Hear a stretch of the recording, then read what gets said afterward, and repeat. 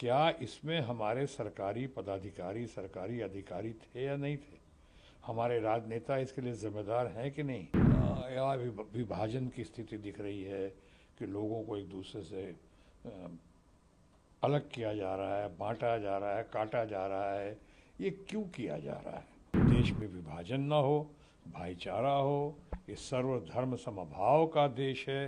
यहाँ शांति हो, सुरक्षा हो, प्रकृति हो, तरक्की हो, समृद्धि हो, इसी की हम कामना भी करते हैं। कुछ लोगों को ये भी महसूस हो रहा है कि 1947 के पहले आ गए हैं या पहले जाने की कगार पे हैं, ऐसा दिख रहा है कई लोगों को।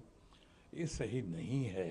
देखो, पहले तो वक्फ बोर्ड पे मामला अभी जेपीसी में है और मुझे लगता है कि इसका हल निकलेगा, लेकिन हल निकलेगा के साथ साथ कहना चाह रहा हूँ कि मामला लाया ही क्यों गया है इतने दिन बाद?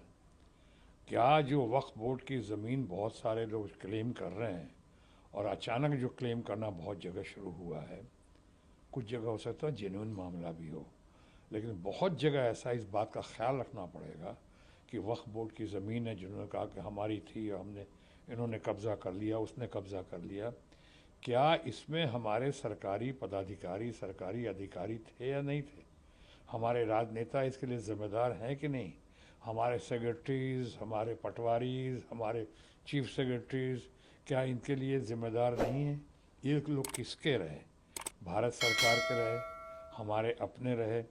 अब इस मामले को जब उलझाने की कोशिश की गई तो ऐसा लगा कि शायद चुनाव को ध्यान में रखते हुए या जो माहौल इस वक्त जो बिगड़ता हुआ दिख रहा है या बिगाड़ने की जो कुछ हद तक कोशिश हो रही है, ऐसा लगता है कि ये आज सब कुछ सिमट कर रह गया हिंदू मुसलमान जाति ज़ात धर्म के लिए या धर्म के नाम पे, या विभाजन की स्थिति दिख रही है कि लोगों को एक दूसरे से अलग किया जा रहा है, बांटा जा रहा है, काटा जा रहा है। ये क्यों किया जा रहा है? ये लोग समझ रहे हैं। इसका परिणाम भी लोग समझते हैं क्या होगा, देश के लिए हित में नहीं होगा। इसलिए मैंने कहा कि अभी जो जेपीसी का चल रहा है, पहले उसका फैसला आ जाए, उसके बाद ही हम इस पर कुछ बात कर पाएंगे। और साथ साथ ये भी कोशिश करेंगे कि आइंदे इस मुल्क में जहाँ का एलीट, जहाँ का प्रोफेशनल, जहाँ का इंटेलेक्चुअल्स, बुद्धिजीवी, ये लोग चाहते हैं चैन हो, सुकून हो। ख़ास कर वो लोग चाहते हैं आम लोगों के साथ साथ कि देश में शांति हो, समृद्धि हो, सुख हो, तनाव ना हो, ऐसा खामोखा। तो इसलिए मैं समझता हूँ कि इस आइंदे सबकी कोशिश यही रहेगी कि देश में विभाजन ना हो, भाईचारा हो, ये सर्वधर्म समभाव का देश है। यहाँ शांति हो, सुरक्षा हो, प्रकृति हो, तरक्की हो, समृद्धि हो, इसी की हम कामना भी करते हैं। मेमोमूर्ति ने एक चिंता जाहिर की है कि जो 1947 में स्थिति थी, कहीं डर है उनको कि वही स्थिति तो नहीं हो जाएगी, हम लोग उस तरफ तो नहीं बढ़ रहे हैं। अब कोशिश तो कुछ लोगों ने ज़रूर की है। आप कितना भी कह लें कि इस नारे का मतलब ये है कि united we stand and divided we fall, और बचपन से सीखते रहे हैं और सीखते आए हैं कि हम एक रहेंगे, मिलजुल के रहेंगे, वो अलग है। इस चुनाव की घड़ी में इस मामले को जिस तरह से सामने लाया गया है, अजीब लगता है।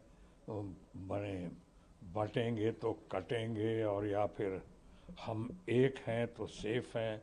अब इसके लोग अलग अलग इंटरप्रिटेशन निकाल रहे हैं। इससे लोगों में टेंशन हो रहा है कि किस तरह की भाषा हमारे राजनीतिक बोल रहे हैं, राजनेता बोल रहे हैं और चुनाव की घड़ी में बोल रहे हैं।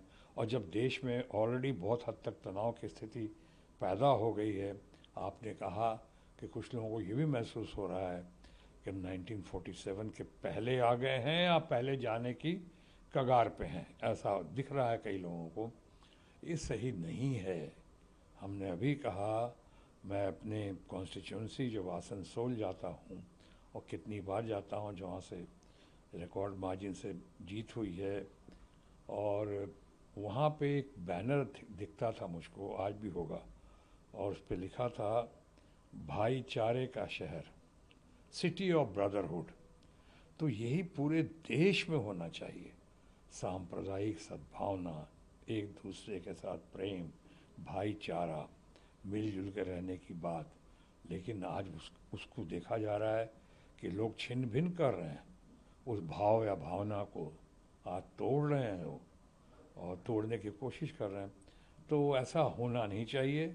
हम तमाम लोगों की कोशिश है कि हम लोग मिलजुल के सुख शांति के साथ रहें, लेकिन हाँ, कुछ लोग और उसमें कुछ हमारे नेतागण भी हैं जो पूरी कोशिश कर रहे हैं कि निजी स्वार्थ के लिए, राजनीतिक स्वार्थ के लिए, चुनाव की घड़ी में खासकर इन मुद्दों को भड़काया जाए, आगे बढ़ाया जाए। वो मैं नहीं समझता हूँ, ना ही वो सराहनीय है और ना ही वो प्रशंसनीय है। मैं तो उसकी निंदा करता हूँ।